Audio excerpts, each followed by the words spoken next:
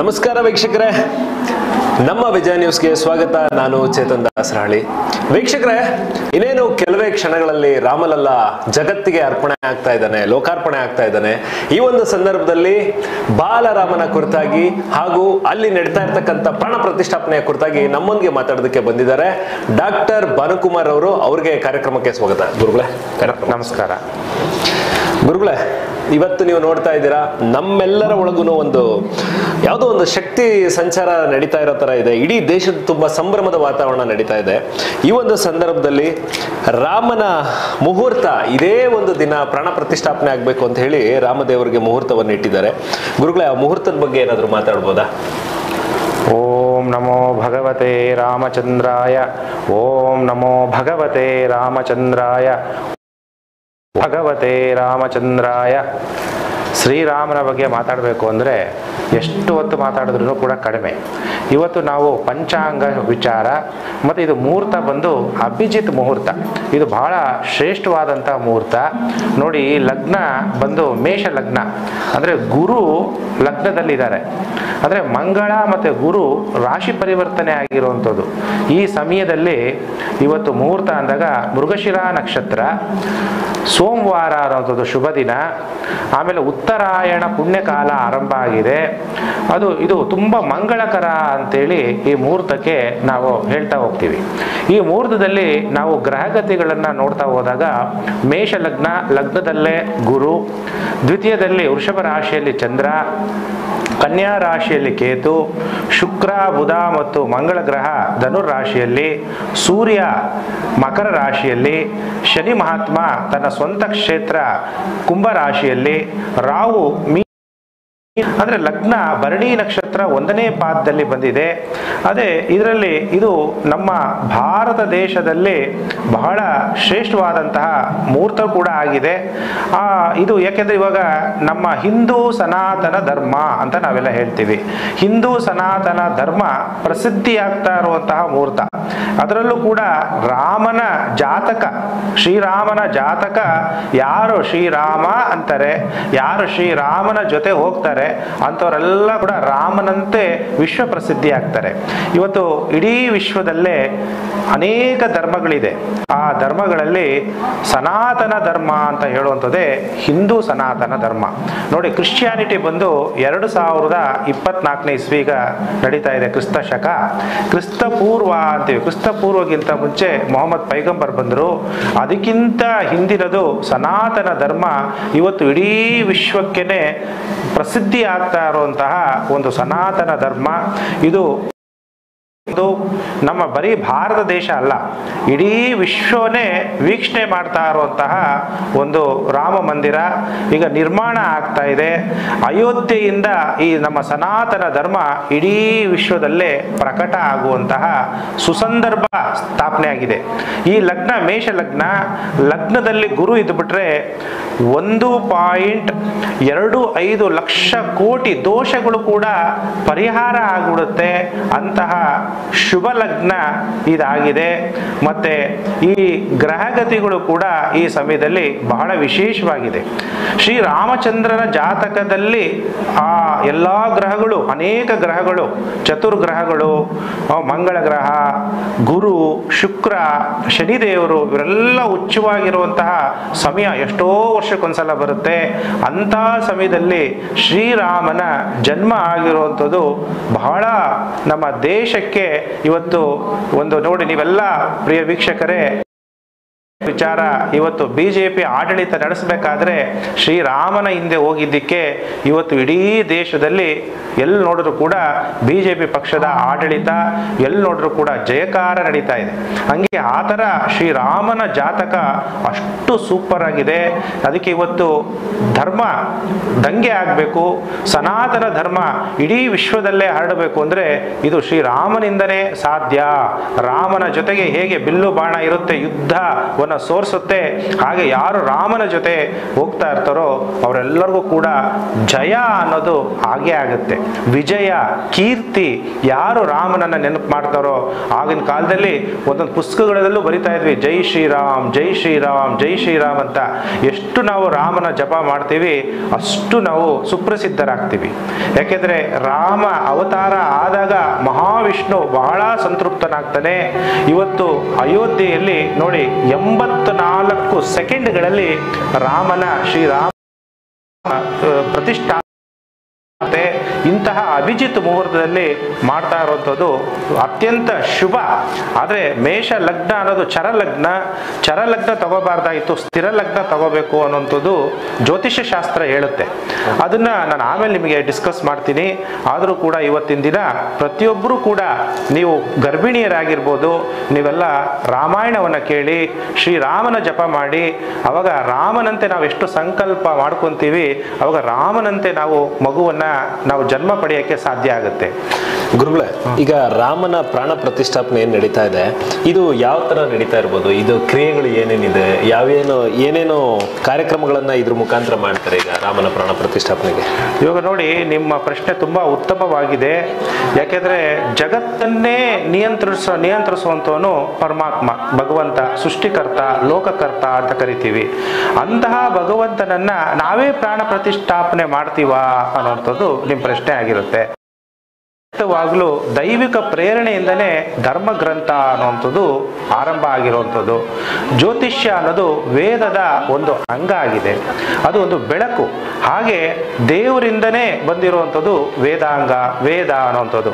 ಹಾಗಾದ್ರೆ ಶ್ರೀರಾಮ ಜನ್ಮ ಪಡೆದ ಭೂಮಿ ಮೇಲೆ ಅಂದಾಗ ಮತ್ತೆ ಆ ದೇವರ ಪ್ರತಿಷ್ಠಾಪನೆ ಆಗುತ್ತೆ ಅಂದಾಗ ನಾವೇನ್ ಮಾಡಬೇಕು? ಮುಹೂರ್ತದ ಅನುಸಾರನೇ ಆ ಸಮಯದಲ್ಲೇನೆ ನಾವು ರಾಮನ ಮಗುವಿನ ಜನ್ಮ, ಅದಕ್ಕೆ ರಾಮಲಾಲ ಲೀಲಾ ಅಂತ ಹೇಳ್ತೀವಿ. ಅದಕ್ಕೆ ಅಷ್ಟು ಮಗುವಿನ ಜನ್ಮ ಆಗಿರುವಂಥದಕ್ಕೆ ಅದೇ ಸ್ಥಳದಲ್ಲಿ ರಾಮನನ್ನ ಈಗ ಪ್ರತಿಷ್ಠಾಪನೆ 84 ಸೆಕೆಂಡ್ಗಳಲ್ಲಿ ಪ್ರತಿಷ್ಠಾಪನೆ ಮಾಡ್ತಾ ಇರುವಂತಹ ಅತ್ಯಂತ ಶುಭ ಮುಹೂರ್ತ ಇದು. ಇಂದ್ರ ಯೋಗ ಆಗಿರುತ್ತೆ. ಯಾಕೆ ಇಂದ್ರ ಯೋಗ ಅಂತ ಕರಿತೀವಿ ಅಂದ್ರೆ ದೇವತೆಗಳಲ್ಲೇನೆ ಸೇನಾಧಿಪತಿ ಇಂದ್ರ. ಅದರಿಂದ ಈ ಯೋಗದಲ್ಲಿ ಇದನ್ನ ಪ್ರತಿಷ್ಠಾಪನೆ, ಶ್ರೀರಾಮನ ಪ್ರತಿಷ್ಠಾಪನೆ ಮಾಡಿದಾಗ ಗೆಲುವು ಅನ್ನೋಂಥದ್ದು ನಮ್ಮ ಬರೀ ಬಿಜೆಪಿ ಪಕ್ಷ ಅಲ್ಲ, ಇಡೀ ಹಿಂದೂಗಳಿಗೆ ಗೆಲುವು ತಂದು ಕೊಡುವಂತಹ ಅಂತ ನಾನು ನಿಮಗೆ ಹೇಳಕ್ ಇಷ್ಟಪಡ್ತೀನಿ. ಓಕೆ ಗುರುಗಳೇ, ಈಗ ಈ ರಾಮ ಮಂದಿರ ಮತ್ತೆ ನರೇಂದ್ರ ಮೋದಿ ಅಂದ್ರೆ ನರೇಂದ್ರ ಮೋದಿ ಅವರು ಅಧಿಕಾರಕ್ಕೆ ಬಂದಾಗ್ಲೇನೆ ಹೇಳಿದ್ರು ನಾವು ಮಂದಿರವನ್ನು ಕಟ್ತೀವಿ ಅಂತ. ಸೊ ಅದೇ ತರದಲ್ಲಿ ಅವರು 2019ರಲ್ಲಿ ಕೇಸನ್ನ ಗೆಲ್ತಾರೆ. ತದನಂತರದಲ್ಲಿ 2020ರಲ್ಲಿ ಆಗಸ್ಟ್ 5ನೇ ತಾರೀಕು ಅವರು ಶಿಲಾನ್ಯಾಸವನ್ನು ಮಾಡ್ತಾರೆ. ಈಗ ಕೇವಲ 2-3 ವರ್ಷದಲ್ಲಿ ಅಂತ ಕೋವಿಡ್ ಬಂದ್ರೂ ಈ ದೇವಸ್ಥಾನದ ನಿರ್ಮಾಣವನ್ನ ನಿಲ್ಸಲ್ಲ, ದೇವಸ್ಥಾನದ ನಿರ್ಮಾಣವನ್ನ ಸಂಪೂರ್ಣವನ್ನಾಗಿ ಮಾಡ್ತಾರೆ. ಸೊ ಅವ್ರಿಗೆ ಯಾಕೆ ಅವ್ರಿಗೂ ರಾಮ ಮಂದಿರಕ್ಕೂ ಏನಾದರೂ ನಂಟಿದ್ಯಾ?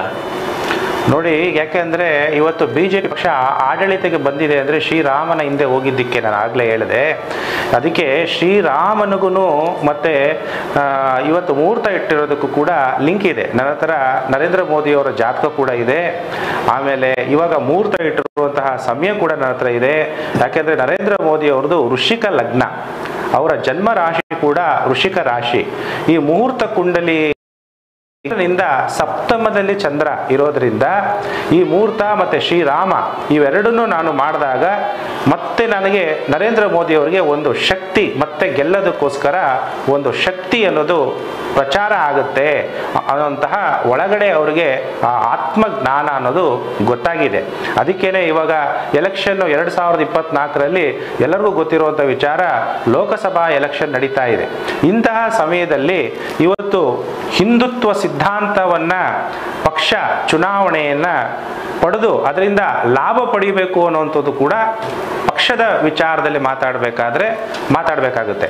ರಾಜಕೀಯವಾಗಿ ನೋಡಿದಾಗ ನರೇಂದ್ರ ಮೋದಿ ಅವರಿಗೆ ಒಂದು ಶಕ್ತಿ, ಹೇಗೆ ರಾಹುಲ್ ಗಾಂಧಿ ಅವರು ಎಲ್ಲಿಂದ ದಕ್ಷಿಣದಿಂದ ಉತ್ತರ ಭಾರತದವರೆಗೂ ಸಂಚಾರ ಮಾಡಬೇಕಾದ್ರೆ ಹೇಗೆ ಅವರಿಗೆ ಒಂದು ಎನರ್ಜಿ ಪಾಸ್ ಆಯಿತು, ಈಗ ಎಲೆಕ್ಷನ್ ಟೈಮಲ್ಲಿ ಶ್ರೀರಾಮನ ಪ್ರತಿಷ್ಠಾಪನೆ ಮಾಡೋದ್ರಿಂದ ಬಿಜೆಪಿ ಪಕ್ಷಕ್ಕೆ ಒಳಿತಾಗುತ್ತೆ ಅನ್ನೋದನ್ನ ಮೊದಲೇ ಅರಿತು ಈ ಕಾರ್ಯಕ್ರಮವನ್ನು ಬಹಳ ಮಾಡ್ತಾ ಇದ್ದಾರೆ. ಅದು ನಮ್ಮ ದೇಶದ ಮತ್ತು ನಮ್ಮ ಸಂಪ್ರದಾಯ ಮತ್ತು ನಮ್ಮ ಹಿಂದೂ ಧರ್ಮವನ್ನು ಇಡೀ ವಿಶ್ವ ಇವತ್ತು ಬೇರೆ ಧರ್ಮದವರು ಕೂಡ ಬೆರಗಾಗಿ ನೋಡುವಂತಹ ಸುಸಂದರ್ಭ ಇದು ಅನ್ನುವಂತಹ ವಿಚಾರ ನಾನು ನಿಮ್ಮೆಲ್ಲರಿಗೂ ಕೂಡ ತಿಳಿಸಕ್ಕೆ ಇಷ್ಟಪಡ್ತೀನಿ.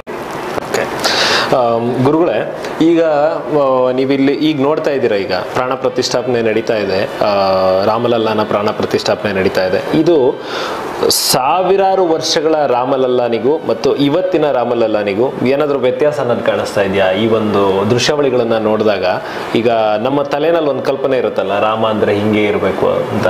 ಬಟ್ ಆಗಿದ್ದು ಮೂರ್ತಿ ಬಹಳ ಚಿಕ್ಕದಿತ್ತು. ಈಗಿರೋಂಥ ಮೂರ್ತಿ ಸುಮಾರು 7 ಅಡಿ ಎತ್ತರದಲ್ಲಿದೆ ಈಗಿರೋಂಥ ಮೂರ್ತಿ.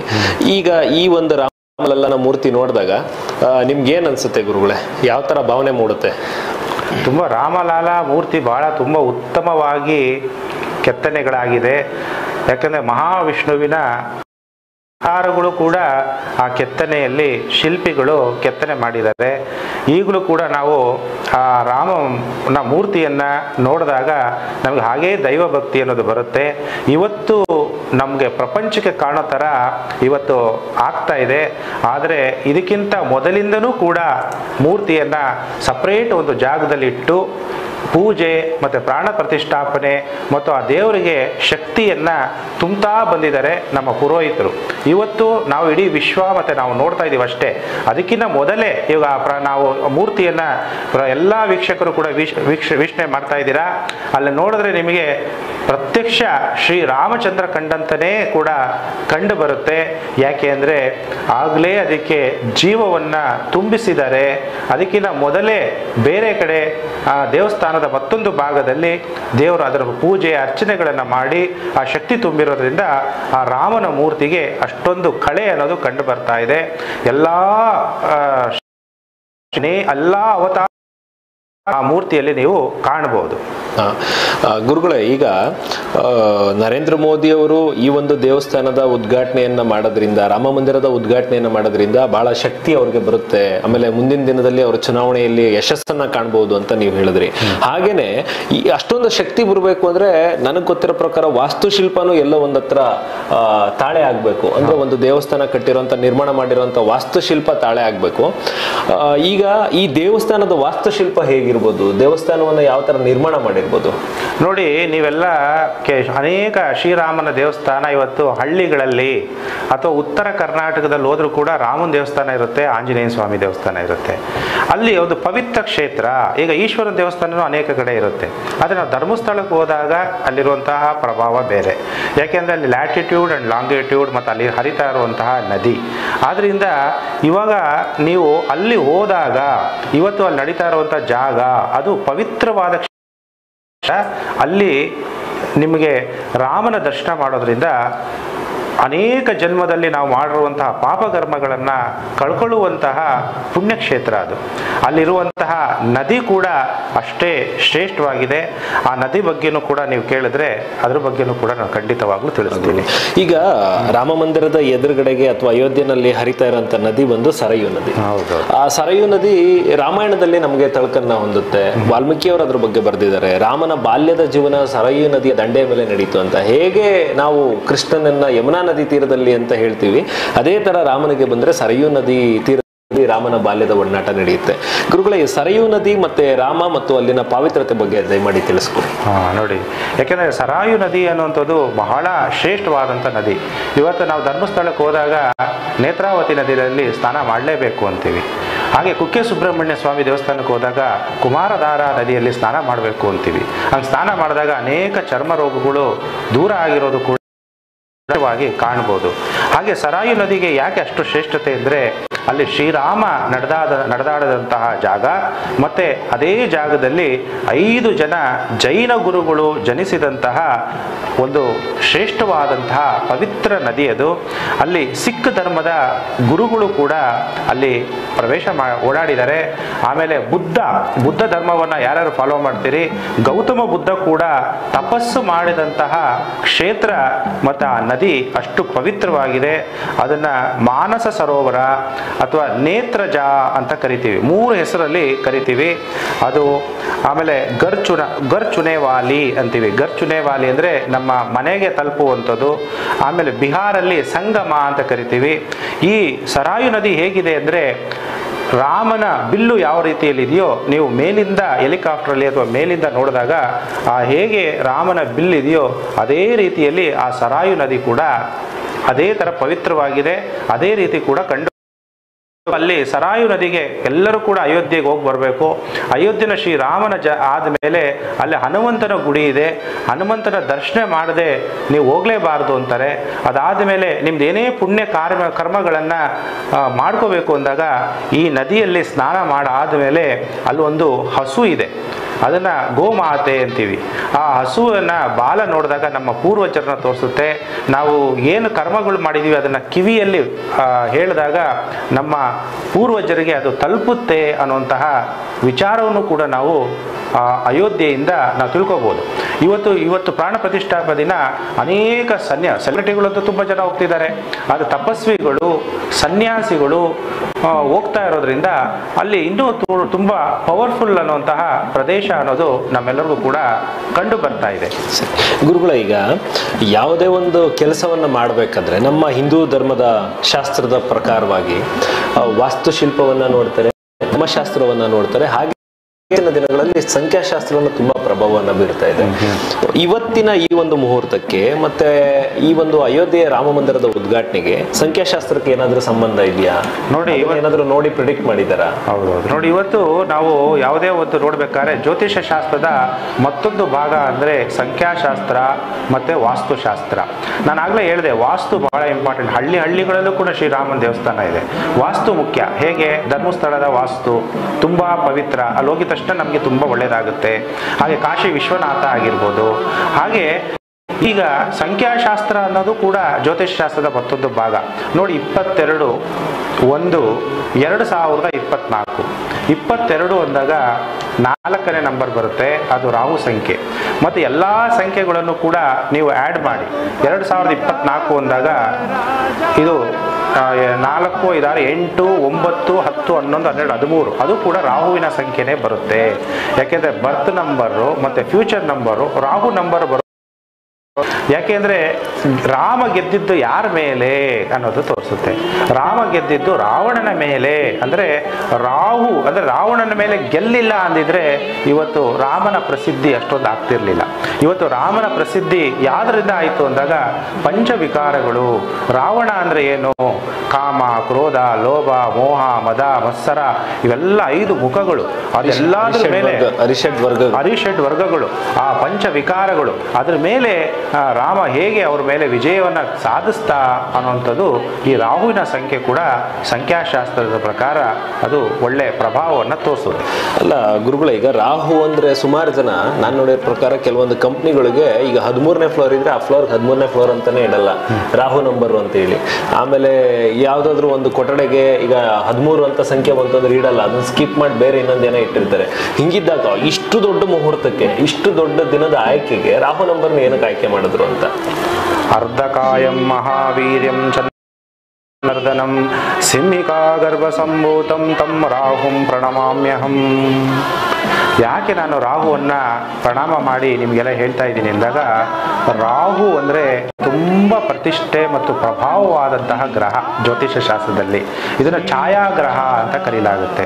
ಬೇರೆ ಗ್ರಹಗಳನ್ನು ನಾವು ಕಣ್ಣಿಂದ ವೀಕ್ಷಣೆ ಮಾಡ್ಬೋದು, ರಾಹು ಕೇತುಗಳನ್ನು ಕಣ್ಣಿಂದ ವೀಕ್ಷಣೆ ಮಾಡೋಕ್ಕಾಗಲ್ಲ. ರಾಹು ಅಂದಾಗ ಸೂರ್ಯನನ್ನೇ ನುಂಗುವಂತಹ, ಗ್ರಹಣಗಳು ಕೂಡ ಆಗುವಂತಹ ಪ್ರಭಾವಶಾಲಿಯಾದಂತಹ ಗ್ರಹ. ರಾಹು ಅಂದಾಗ ಎಲ್ಲರೂ ಕೂಡ ತಿಳ್ಕೊತಾರೆ ನೆಗೆಟಿವ್ ಆಗುತ್ತೆ ಅಂತ. ರಾಹು ನಿಮ್ಮನ್ನು ತಗೊಂಡು ಹೋದರೆ ಉಪ್ಪುರಿಗೆ ಮೇಲೆ ಕೂಡ ತಗೊಂಡು ಹೋಗ್ಬೋದು. ಮತ್ತೆ ಬೇರೆ ಗ್ರಹಗಳು ಕೂಡ ಲಿಮಿಟೆಡ್ ಆಗಿ ನಿಮಗೆ ಫಲ ಕೊಡ್ತಾರೆ. ಒಂದು ಗುರು ಕೊಡಬೇಕಾದ್ರೂ ಕೂಡ ಲಿಮಿಟೆಡ್ ಆಗಿ ಫಲ ಕೊಡ್ತಾರೆ. ಶನಿ ಮಹಾತ್ಮ, ರಾಹು, ಕೇತು ನಿಮ್ಮನ್ನು ಬೇಕಾದ್ರೆ ನಿಮ್ಮ ಕರ್ಮಗಳ ಅನುಸಾರ ಮೇಲಕ್ಕೂ ತೊಗೊಂಡೋಗ್ತಾನೆ, ಕೆಳಗಡೆನೂ ತೊಗೊಂಡ್ಬರ್ತಾನೆ. ಇದರ ವಾಸ್ತುಶಾಸ್ತ್ರದ ಪ್ರಕಾರ ನೀವು ಲಿಂಕ್ ಮಾಡಿದಾಗ ಅದು ಕೆಲವರಿಗೆ ಅದನ್ನು ನಾವು ವಾಸ್ತು ನೋಡಿ ಯಾಕೆ ಆ ನಂಬರ್ನ ಅವರು ಇಲ್ಲ ಅನ್ನುವಂಥದ್ದನ್ನು ಅದು ಪರ್ಟಿಕ್ಯುಲರ್ ವಾಸ್ತು ನೋಡಿ ಮತ್ತು ಅವರ ಡೇಟ್ ಆಫ್ ಬರ್ತು, ಅದು ಮಾಲೀಕರು ಯಾರಾಗಿದ್ದಾರೆ, ಅವರು ಡೇಟ್ ಆಫ್ ಬರ್ತ್ಗೂ ಆ ರಾಹು ನಂಬರ್ಗೂ ಸರಿ ಹೋಗ್ತಾ ಇದೆಯಾ, ಅವ್ರ ಜಾತಕದಲ್ಲಿ ಯಾವ ದಶಾಭುಕ್ತಿ ನಡೀತಾ ಇದೆ, ರಾಹು ಪಾಪ ಗ್ರಹಗಳು ಅಥವಾ ಪುಣ್ಯ ಗ್ರಹಗಳು ಅಥವಾ ಶುಭ ಗ್ರಹಗಳ ಜೊತೆಗೆ ಸಂಬಂಧ ಹೊಂದಿದೆಯಾ, ಇವೆಲ್ಲ ಕೂಡ ಜ್ಯೋತಿಷ್ಯ ಶಾಸ್ತ್ರದಲ್ಲಿ ನೋಡಬೇಕಾಗುತ್ತೆ. ಅಥವಾ ನಿಮ್ಮ ಜನ್ಮ ನಕ್ಷತ್ರ ರಾಹುವಿನಿಂದನೇ ಆಗ್ತಾ ಇದೆಯಾ, ರಾಹುನೇ ನಿಮಗೆ ಯೋಗಕಾರಕನಾಗಿದ್ದರೆ ಅತ್ಯಂತ ಶುಭ ಫಲಗಳನ್ನ ಕೊಡ್ತಾನೆ. ಅದೇ ಅವನ ಯೋಗಕಾರಕನಾಗಿಲ್ಲ ಅಂದರೆ ನಿಮಗೆ ಅಷ್ಟೇ ಅಶುಭ ಫಲಗಳನ್ನು ಕೂಡ ಪ್ರಾಪ್ತಿಯನ್ನು ರಾಹು ಮಾಡಿಸ್ತಾನೆ ಅನ್ನೋಂತಹ ವಿಚಾರವನ್ನು ನಾವು ತಿಳ್ಕೊಬೋದು. ಗುರುಗಳೇ, ಈಗ ರಾಹು ಬಗ್ಗೆ ಹೇಳಿದ್ರೆ ಮತ್ತೆ ರಾಹು ಸಂಖ್ಯೆ ಬಗ್ಗೆ ಹೇಳಿದ್ರೆ, ಸಾಮಾನ್ಯವಾಗಿ ನೀವು ನೋಡ್ತಾ ಇರ್ಬೋದು ಇವತ್ತು ಇಡೀ ನಮ್ಮ ಕರ್ನಾಟಕ ಅಲ್ಲ ಇಡೀ ದೇಶದಾದ್ಯಂತ ಸುಮಾರು ಜನ ಇವತ್ತು ಮಕ್ಕಳಿಗೆ ನಾಮಕರಣ ಮಾಡ್ತಾ ಇದ್ದಾರೆ. ಆಮೇಲೆ ಸುಮಾರು ಜನ ಇವತ್ತು ಅವ್ರ ಮದುವೆ ಕಾರ್ಯಕ್ರಮಗಳನ್ನ ಇಟ್ಕೊಂಡಿದ್ದಾರೆ, ಅಂಗಡಿ ಪೂಜೆಗಳನ್ನ ಮಾಡ್ತಿದ್ದಾರೆ, ಗೃಹ ಪ್ರವೇಶನ ಮಾಡ್ತಿದ್ದಾರೆ, ಕೆಲವರು ಡೆಲಿವರಿಗಳನ್ನ ಸಹ ಇವತ್ತೇನೆ ಆಗ್ಬೇಕು ಅಂತ ಮಾಡ್ತಾ ಇದ್ದಾರೆ. ಸೊ ಇವತ್ತು ಈ ಕೆಲಸಗಳಿಗೆ ಇದು ಯೋಗ್ಯವಾಗಿದೆಯಾ? ನೋಡಿ, ಇವಾಗ ಇದು ಮುಹೂರ್ತ ಬಹಳ ಉತ್ತಮವಾದಂತಹ ಮುಹೂರ್ತ ಒಂದು ರೀತಿಯಲ್ಲಿ. ಮತ್ತೊಂದು ರೀತಿಯಲ್ಲಿ ಮಂಗಳ ಗ್ರಹ ರಾಹುವನ್ನು 12ನೇ ಮನೆಯಿಂದ ನೋಡ್ತಾ ಇರೋದ್ರಿಂದ ಭಯೋತ್ಪಾದನೆಯ ದಾಳಿ ಕೂಡ ದೇವಾಲಯದ ಮೇಲೆ ಆಗುವಂಥ ಚಾನ್ಸಸ್ ಇರುತ್ತೆ. ಅದಕ್ಕೆ ನರೇಂದ್ರ ಮೋದಿಯವರು ಒಳ್ಳೆ ಪ್ರೊಟೆಕ್ಷನ್ನು ಎಲ್ಲ ಅನೇಕ ಮಿಲಿಟ್ರಿ ಪಡೆಗಳು ಎಲ್ಲ ಇದೆ. ಹಾಗಂತ ಈಗ ನಾವೆಲ್ಲರೂ ಕೂಡ ಕೆಲವರೆಲ್ಲ ನನ್ನ ಹತ್ರನೂ ತುಂಬ ಜನ ಬಂದು, ಗುರುಜಿ ನಾನಿವತ್ತು ಶೋರೂಮ್ ಓಪನ್ ಮಾಡ್ತಾ ಇದ್ದೀನಿ, ಏನೇ ಆಗ್ಬಿಡಲಿ ನಾನು ಯಾವ ಮುಹೂರ್ತನೂ ನೋಡಲ್ಲ, ಇದೇ ಮುಹೂರ್ತದಲ್ಲಿ ಮಾಡ್ಬಿಡ್ತೀನಿ ಅಂತ ತುಂಬ ಜನ ಪ್ರಶ್ನೆನೂ ಕೂಡ ಕೇಳಿದರು. ಕೆಲವರು ಗರ್ಭಿಣಿಯರು ಡೇಟ್ ಕೊಟ್ಟಿದ್ದಾರೆ ಡಾಕ್ಟ್ರು, ಅದಕ್ಕೆ ಈ ದಿನನೇ ನನಗೆ ಮುಹೂರ್ತ ಇಟ್ಕೊಡಿ ಗುರುಜಿ ಅಂತೆಲ್ಲ ತುಂಬ ಜನ ಕೇಳಿದ್ರು. ಕೆಲವರು ಕೇಳೋದೇ ಇಲ್ಲ, ಇವತ್ತಿನ ದಿನ ಹುಟ್ಟಿದ ತಕ್ಷಣ ಮಗು ಎಲ್ಲ ಶ್ರೀರಾಮನಂತನೇ ಆಗ್ಬಿಡ್ತಾನ ಅನ್ನುವಂಥದ್ದು ಕೆಲವರಲ್ಲಿ ಇರುತ್ತೆ. ಅದು ಯಾಕಂದರೆ ಇವತ್ತು ಶ್ರೀರಾಮನ ಮುಹೂರ್ತವನ್ನು ಇಟ್ಟಿರಬೇಕಾದ್ರೆ ಇದು ರಾಜಕೀಯ ಪ್ರೇರಿತವಾದಂಥ ಮುಹೂರ್ತ ಕೂಡ ಆಗಿರುತ್ತೆ. ಅದು ನಾನೆಲ್ಲ ಹೇಳ್ಬಾರ್ದು, ಆದರೂ ಅದು ಗುಪ್ತವಾದಂಥ ವಿಚಾರ ಆಗಿದ್ರೂ ಕೂಡ ವೀಕ್ಷಕರಿಗೆ ನಿಮ್ಮ ಜನ್ಮ ತಾರೀಕು ಅಥವಾ ಯಾರು ಮಾಲೀಕರು ತಮ್ಮ ಅಂಗಡಿ ಅಥವಾ ಯಾವುದೋ ಒಂದು ಶೋರೂಮು ನೀವು ಓಪನ್ ಮಾಡಬೇಕಾದ್ರೆ ನಿಮಗೆ ಸರಿಯಾಗಿರುವಂತಹ ಮುಹೂರ್ತ ಇಡಬೇಕು. ಇದು ದೇಶಕ್ಕೋಸ್ಕರ ಮತ್ತು ಶ್ರೀರಾಮನಿಗೋಸ್ಕರ ಮತ್ತು BJP ಆಡಳಿತ ಪಕ್ಷಕ್ಕೆ ಅನುಕೂಲವಾಗುವಂಥ ಮುಹೂರ್ತ ಇರುತ್ತೆ. ನಮ್ಮೆಲ್ಲರದು ಕೂಡ ಇದೇ ಮುಹೂರ್ತದಲ್ಲಿ ಮಗು ಹುಟ್ಟಿದ ತಕ್ಷಣ ನಮಗೆಲ್ಲ ಒಳ್ಳೆಯದಾಗುತ್ತೆ, ಆ ಥರ ತಪ್ಪು ಕಲ್ಪನೆಗಳಿಂದ ಎಲ್ಲರಿಗೂ ಕೂಡ ಒಳ್ಳೆಯದು ಅನ್ನೋದಲ್ಲ. ಯಾಕೆಂದ್ರೆ ನಾವು ಎಲ್ಲರೂ ಕೂಡ ಭಗವಂತನನ್ನು ನಾವು ದೇವಸ್ಥಾನಕ್ಕೆ ಹೋಗ್ತೀವಿ, ನಮಗೇನು ಕಷ್ಟ ಆಗಲ್ಲ ಅಂತ ಕೆಲವರೆಲ್ಲ ಹೇಳ್ತಾ ಇರ್ತಾರೆ. ದೇವಸ್ಥಾನ ನೀವು ಹೋಗ್ತಾನೆ ಇರ್ತೀರ, ಆದರೆ ಮನಸ್ಸಿನಿಂದ ಪ್ರತಿ ಕ್ಷಣನೂ ಕೂಡ ಶ್ರೀರಾಮ್ ಶ್ರೀರಾಮ್ ಭಗವಂತ ಅಂತ ನೀವು ನೆನಪು ಮಾಡಿದಾಗ ಖಂಡಿತವಾಗ್ಲೂ ದೇವರು ನಿಮಗೆ ಕಾಪಾಡ್ತಾನೆ. ಯಾವುದೇ ಮುಹೂರ್ತದಲ್ಲಿ ಮಗು ಜನನ ಆದರೂ ಕೂಡ, ಯಾವುದೇ ಮುಹೂರ್ತದಲ್ಲಿ ನೀವು ಅಂಗಡಿ ಎಲ್ಲ ಓಪನ್ ಮಾಡೋದು ಕೂಡ. ಆದರೆ ನಮ್ಮ ಜನ್ಮ ಜಾತಕದ ಪ್ರಕಾರ ನಿಮಗೆ ಇವತ್ತು ನೀವು ಎಲ್ಲ ನೋಡಬೇಕಾಗುತ್ತೆ. ತಿಥಿ, ವಾರ, ನಕ್ಷತ್ರ, ಪಂಚಾಂಗ ಅಂದಾಗ ಪಂಚ ಅಂಗಗಳು ಶುದ್ಧಿಯಾಗಿರಬೇಕು. ತಿಥಿ, ವಾರ, ನಕ್ಷತ್ರ, ಯೋಗ ಯಾವುದಕ್ಕೆ ಅನ್ನುವಂತಹ ಮತ್ತೆ ನಿಮಗೆ ಯೋಗಗಳು ಯಾವುದಿದೆ, ನಿಮ್ಮ ಮಗುಗೆ ಜನನ ಆಗಬೇಕಾದ್ರೆ ಯೋಗಕಾರಕ ಗ್ರಹಗಳು ಯಾವುದು, ಇವೆಲ್ಲ ನೋಡಿ ನೀವು ಮಾಡ್ಕೋಬೇಕಾಗುತ್ತೆ. ನೋಡಿ, ಇವಾಗ ಈ ಲಗ್ನ ಇಟ್ಟಿದ್ದಾರೆ, ಇಲ್ಲಿ ಏನಾಗಿದೆ ಉಪಜಯ ಸ್ಥಾನ 11ರಲ್ಲಿ ಶನಿ ಮಹಾತ್ಮ ಕೂದಿದ್ದಾನೆ. ಈ ಮುಹೂರ್ತದಲ್ಲಿ ಸೂರ್ಯ ಉಚ್ಚವಾಗಿದ್ದಾನೆ. ಸೂರ್ಯ ಉಚ್ಚವಾಗಿದ್ದಾಗ ಏನಾಗುತ್ತೆ, ಇವಾಗ ಎಲ್ಲ ಕಡೆ ರಾಜಕೀಯ ಸಂಚಲನ, ಭಾರತ ದೇಶದಲ್ಲಿ ಸಂಚಲನ ಕೂಡ ಆಗುತ್ತೆ. ದೇಶ, ಕಾಲ, ಸಮಯ ಈ ಮೂರನ್ನು ನೋಡಿ ಮುಹೂರ್ತವನ್ನು ಇಟ್ಟಿರ್ತಾರೆ. ಅದಕ್ಕೆ ನಾವು ನಮ್ಮ ಪರ್ಸ್ನಲ್ ಲೈಫಲ್ಲಿ ನಾವೇನೇ ಒಂದು ಮಾಡಬೇಕಾದ್ರೆ ನಮ್ಮ ಪರ್ಸ್ನಲ್ ಜಾತಕದ ಪ್ರಕಾರ ಕೆಲವರಾದ್ರೂ ಡೇಟ್ ಆಫ್ ಬರ್ತ್ ಇಲ್ಲ ಅಂತಾರೆ. ಅವಾಗ ಹಸ್ತ ಸಾಮುದ್ರಿಕ ಶಾಸ್ತ್ರ ಇದೆ, ಅದು ಜ್ಯೋತಿಷ್ ಶಾಸ್ತ್ರದ ಮತ್ತೊಂದು ಭಾಗ. ಇಲ್ಲ ಮುಖ ಸಾಮುದ್ರಿಕ ಶಾಸ್ತ್ರ, ಫೇಸ್ ರೀಡಿಂಗ್, ಅದ್ರ ಮುಖಾಂತರ ಅಥವಾ ಗ್ರಹಗಳು ಯಾಕೆಂದರೆ ಹೇಗೆ ಗೋಚಾರದಲ್ಲಿ ಚೇಂಜ್ ಆಗ್ತಾ ಹೋಗುತ್ತೋ ಹಾಗೆ ಕೈಯಲ್ಲಿರುವಂಥ ರೇಖೆಗಳು ಕೂಡ ಚೇಂಜ್ ಆಗ್ತಾ ಹೋಗುತ್ತೆ. ಅದರಿಂದನೂ ಕೂಡ ನಾವು ಏನು ಪರಿಹಾರಗಳನ್ನ ಮಾಡ್ಕೋಬೇಕು. ಒಂದು ಪರ್ಮನೆಂಟ್ ರೇಖೆಗಳಿರುತ್ತೆ, ಕೆಲವೊಂದು ರೇಖೆಗಳು ಯಾಕೆಂದ್ರೆ ಸರ್ವಂ ಗ್ರಹಾಧೀನಂ ಜಗತ್ ಅಂತ ಹೇಳ್ತೀವಿ. ಹಾಗಾದ್ರೆ ಈ ಗ್ರಹಗಳು ನಮ್ಮನ್ನೆಲ್ಲ ಆಡಳಿತ ನಡೆಸ್ತಾ ಇರೋದ್ರಿಂದ ನಮ್ಮ ಕೈಯಲ್ಲಿರುವಂತಹ ಅನೇಕ ರೇಖೆಗಳು ಕೂಡ ಪ್ರಭಾವ ಗ್ರಹಗಳದಿರುತ್ತೆ. ಅದಕ್ಕೆ ಗ್ರಹಂ ದೈವಾಧೀನಂ ಅಂತೀವಿ. ಅಂದ್ರೆ ಗ್ರಹಗಳಿಗಿಂತನೂ ದೊಡ್ಡವನು ಹರಿ ಅಲ್ವಾ, ಭಗವಂತ ಅಲ್ವಾ, ಸೃಷ್ಟಿಕರ್ತ ಅಲ್ವಾ ಅಂತೀವಿ. ಹೌದು, ಗ್ರಹಗಳಿಗಿಂತ ದೊಡ್ಡವನು ಭಗವಂತ. ಆದರೆ ನೀವು ಭಗವಂತನ ನಾಮಸ್ಮರಣೆ ಎಷ್ಟು ಮಾಡ್ತೀರಾ ಅನ್ನೋದು ಬಹಳ ಮುಖ್ಯ. ನೀವು ಪ್ರತಿ ಕ್ಷಣ ಪ್ರತಿ ಸೆಕೆಂಡು ನಿಮ್ಮ ಉಸಿರಿನಲ್ಲೂ ಕೂಡ ಶ್ರೀರಾಮ ಅಥವಾ ನೀವು ಶ್ರೀಕೃಷ್ಣ ನಿಮ್ಗೆ ಇಷ್ಟವಾದಂತಹ ದೇವರು, ನೀವು ಯಾವುದೇ ಧರ್ಮದವರಾಗಿರ್ಬೋದು, ನಮ್ಗೆಲ್ಲ ಧರ್ಮದವ್ರಿಗೂ ಭಗವಂತ ಒಬ್ಬನೇ, ಅಲ್ಲ ಅಂತ ಕರಿಬೋದು ಅಥವಾ ಜೀಸಸ್ ಕ್ರೈಸ್ಟ್ ಅಂತ ಕರಿಬೋದು. ಯಾವುದೇ ಒಬ್ಬ ನಮ್ಮ ಭಗವಂತ ಅಂದಾಗ ಒಬ್ಬನೇ, ದೇವನೊಬ್ಬ, ನಾಮ ಹಲವು. ಎಲ್ಲರನ್ನೂ ಕೂಡ ನಾವು ಎಲ್ಲ ಧರ್ಮದವರನ್ನು ಕೂಡ ಸರ್ವಧರ್ಮವನ್ನು ನಾವು ಕೂಡ ಸ್ವೀಕಾರ ಮಾಡುವಂತಹ ಧರ್ಮ ಅಂದರೆ ಅದು ಒಂದೇ ಒಂದು, ಅದು ಹಿಂದೂ ಧರ್ಮ. ಹಿಂದೂ ಧರ್ಮದಲ್ಲಿ ವಸುದೈವ ಕುಟುಂಬಂ ಸಂಸ್ಕೃತ ಶಬ್ದವನ್ನು ಯೋಚನೆ ಮಾಡ್ತೀವಿ. ಎಲ್ಲರನ್ನೂ ಕೂಡ ನಾವು ಎಲ್ಲ ಧರ್ಮದವರು ಆ ಥರ ಅಕ್ಸೆಪ್ಟ್ ಮಾಡಲ್ಲ. ನಮ್ಮಲ್ಲಿ ನಾವು ಹಿಂದೂಗಳಾಗಿರೋದ್ರಿಂದ ಎಲ್ಲ ಧರ್ಮಗಳವರನ್ನು ಅಣ್ಣ ತಮ್ಮದಿರಂತೆ ಪ್ರೀತಿಯಿಂದ ನಾವೆಲ್ಲರನ್ನೂ ಕೂಡ ಅಕ್ಸೆಪ್ಟ್ ಮಾಡ್ತೀವಿ. ಅದಕ್ಕೆ ಇಂತಹ ಶ್ರೇಷ್ಠ ಧರ್ಮದಲ್ಲಿ ನಾವೆಲ್ಲ ಜನನ ಆಗಿದ್ದೀವಿ ಎಂದಾಗ ಅದೇ ನಮ್ಮ ಭಾಗ್ಯ. ಅದು ನಾವೆಲ್ಲ ಶ್ರೀರಾಮನ, ಯಾಕೆಂದ್ರೆ ನಾವು ಯಾವುದೇ ಧರ್ಮದಲ್ಲಿ ಇರ್ಬೋದು, ರಾಮ ಕ್ಷತ್ರಿಯನಾಗಿ ಮಹಾವಿಷ್ಣು ಜನನವನ್ನು ಪಡಿತಾನೆ. ಅಂತಹ ರಾಮನ ಪ್ರತಿಷ್ಠಾಪನೆ ನೀವೆಲ್ಲ ನರೇಂದ್ರ ಮೋದಿಯವರು ಭಾರತ ದೇಶದ ಪ್ರಧಾನಮಂತ್ರಿಗಳು. ನಾನು ಮತ್ತೊಂದು ಮೀಡಿಯಾದಲ್ಲೂ ಕೂಡ ಹೇಳಿದ್ದೆ, 10 ವರ್ಷ ಇವರು ಕಂಟಿನ್ಯೂಸ್ ಆಗಿ ಪ್ರಧಾನಮಂತ್ರಿಗಳಾಗ್ತಾರೆ ಅಂತ.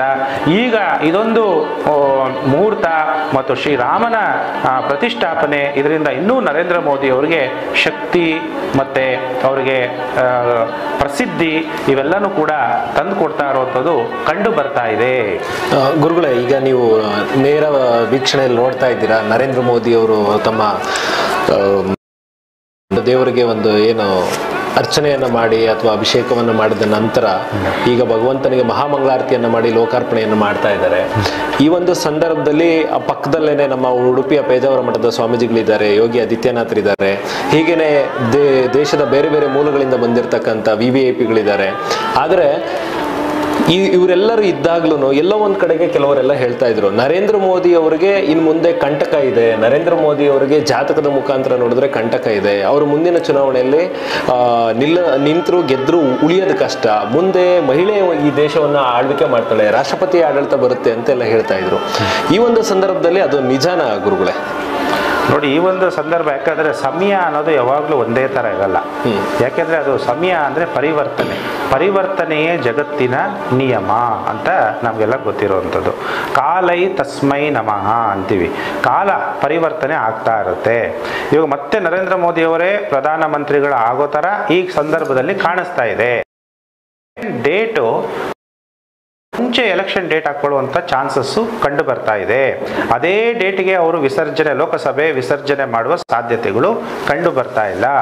ಆಗ ಯಾವ ಡೇಟಿಗೆ ವಿಸರ್ಜನೆ ಮಾಡ್ತಾರೆ, ಯಾವಾಗ ಎಲೆಕ್ಷನ್ಗೆ ಹೋಗ್ತಾರೆ, ಆ ಡೇಟು ಆ ಸಮಯದಲ್ಲಿರುವಂತಹ ಗ್ರಹ ಗೋಚಾರಗಳನ್ನು ನೋಡಿ ನಾವು ಮತ್ತೆ ನರೇಂದ್ರ ಮೋದಿ ಅವರ ಭವಿಷ್ಯ ಅಥವಾ ಮತ್ತೆ ಬೇರೆ ಯಾರು ಪ್ರಧಾನಮಂತ್ರಿಗಳಾಗ್ತಾರೆ ಅನ್ನುವಂಥ ವಿಚಾರವನ್ನು ಡಿಸ್ಕಸ್ ಮಾಡ್ಬೋದು.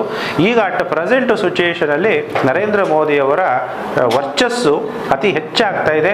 ನಮ್ಮ ಹಿಂದೂ ಸಂಪ್ರದಾಯ ಅನ್ನೋದು ಇವರು ಮುಖಾಂತರ ಇಡೀ ದೇಶ ವಿದೇಶದಲ್ಲೂ ಕೂಡ ಇವತ್ತು ಧರ್ಮದ ಕ್ರಾಂತಿ ಅನ್ನೋದು ಆಗ್ತಾ ಇದೆ. ಯಾಕಂದರೆ ನಮಗೆ ಹಿಂದೂಗಳಿಗೆ ಇರುವಂಥದ್ದು ಒಂದೇ ದೇಶ, ಅದು ಭಾರತ ದೇಶ. ಬೇರೆ ಬೇರೆ ಧರ್ಮದವರಿಗೆ ಅನೇಕ ದೇಶಗಳಿದೆ. ಇವತ್ತು ಇಡೀ ವಿಶ್ವನೇ ತಿರುಗಿ ನೋಡಬೇಕಾಗಿರೋ ಮಾಡ್ತಾ ಇರುವಂಥದ್ದು ನರೇಂದ್ರ ಮೋದಿ ಅವರು ನಮ್ಮ ಭಾರತ ದೇಶದ ಪ್ರಧಾನಮಂತ್ರಿಗಳು ಅಂತ ಹೇಳ್ಕೊಳ್ಳೋಕ್ಕೆ ನಾನು ಕೂಡ ಹೆಮ್ಮೆ ಪಡ್ತಾ ಇದ್ದೀನಿ. ಗುರುಗಳೇ, ಈಗ ಏನು ಪ್ರತಿಮೆ, ಶ್ರೀರಾಮನ ಪ್ರತಿಮೆ ಲೋಕಾರ್ಪಣೆ ಆಯಿತು, ಇಡೀ ಜಗತ್ತಿತ್ವದ ಸಂದೇಶ ರವಾನೆ ಆಯಿತು. ಅಯೋಧ್ಯೆಯಲ್ಲಿ ಮತ್ತೆ ಶ್ರೀರಾಮನ ಒಂದು ಪುತ್ಥಳಿಯನ್ನು ಪುನಃ ಪ್ರತಿಷ್ಠಾಪನೆ ಆಯಿತು. ದಶಕೋಟಿ ಅಲ್ಲ ಶತಕೋಟಿ ಭಾರತೀಯರ ಕನಸು ನನಸಾಯಿತು. ಇವತ್ತು ಈ ಕ್ಷಣ ನರೇಂದ್ರ ಮೋದಿ ಅವರ ನೇತೃತ್ವದಲ್ಲಿ ಇಡೀ ಭಾರತ ದೇಶ ಕಣ್ಣು ಬಿಟ್ಕೊಂಡು ಕಾಯ್ತಾ ಇದ್ದಂಥ ಒಂದು ಸುಕ್ಷಣ. ಭಾರತೀಯರ ಆರಾಧ್ಯ ದೈವ ಪ್ರಭು ಶ್ರೀರಾಮಚಂದ್ರ ಇವತ್ತು ಈ ಒಂದು ಸಂದರ್ಭದಲ್ಲಿ ಲೋಕಾರ್ಪಣೆ ಆಗಿದ್ದಾರೆ. ಒಬ್ಬ ಸಾಮಾನ್ಯ ಮನುಷ್ಯ ಭಗವಂತನಾಗೋದು ಹೇಗೆ ಅನ್ನೋದನ್ನ ತೋರಿಸ್ಕೊಟ್ಟಂತ ವ್ಯಕ್ತಿ ಪ್ರಭು ಶ್ರೀರಾಮಚಂದ್ರ. ಗುರುಗಳೇ, ನೀವು ಶ್ರೀರಾಮಚಂದ್ರನ ಪುತ್ಥಳಿಯನ್ನ ನೋಡಿರ್ಬೋದು, ಆ ವಿಗ್ರಹವನ್ನ ನೋಡಿರ್ಬೋದು, ವಿಗ್ರಹದ ಕೆತ್ತನೆಯನ್ನ ನೋಡಿರ್ಬೋದು. ಆ ಕೆತ್ತನೆಯಲ್ಲಿ ಏನ್ ಮಾಡಿದ್ದಾರೆ ಅಂತ ಹೇಳಿದ್ರೆ ಶ್ರೀರಾಮಚಂದ್ರನ ಪ್ರಭಾವಳಿಯನ್ನ ಮಾಡಿದ್ದಾರೆ. ಕೆತ್ತನೆ ನಮ್ಮ ಹೊಯ್ಸಳರ ಶಿಲ್ಪಕಲೆಯ ರೀತಿಯಲ್ಲಿ ಇದೆ. ಶ್ರೀರಾಮಚಂದ್ರನ ಕೆತ್ತನೆ ಆ ಶಿಲ್ಪಕಲೆಯ ರೀತಿಯಲ್ಲಿ ಸುತ್ತಲಿನಲ್ಲಿ ಒಂದು ಅವತಾರ ಇದೆ, ಅಂದ್ರೆ ಶ್ರೀರಾಮಚಂದ್ರನ ಒಂದು ಅವತಾರ ಇದೆ. ಅದು ಯಾವುದು ಅಂತ ಹೇಳಿದ್ರೆ ಬುದ್ಧನ ಅವತಾರ. ಬುದ್ಧನ ಅವತಾರವನ್ನ ಶ್ರೀರಾಮಚಂದ್ರನ ಪುತ್ಥಳಿಯಲ್ಲಿ ತೋರಿಸಿದ್ದಾರೆ. ನಿಜವಾಗಲೂ ಶ್ರೀರಾಮಚಂದ್ರ ಬುದ್ಧನೇನ, ಬುದ್ಧ ಶ್ರೀರಾಮಚಂದ್ರನ ಅಂತ ಯಾಕಂತ ಹೇಳಿ ದೇವರನ್ನೇ ನಂಬ್ತಾ ಇರಲಿಲ್ಲ.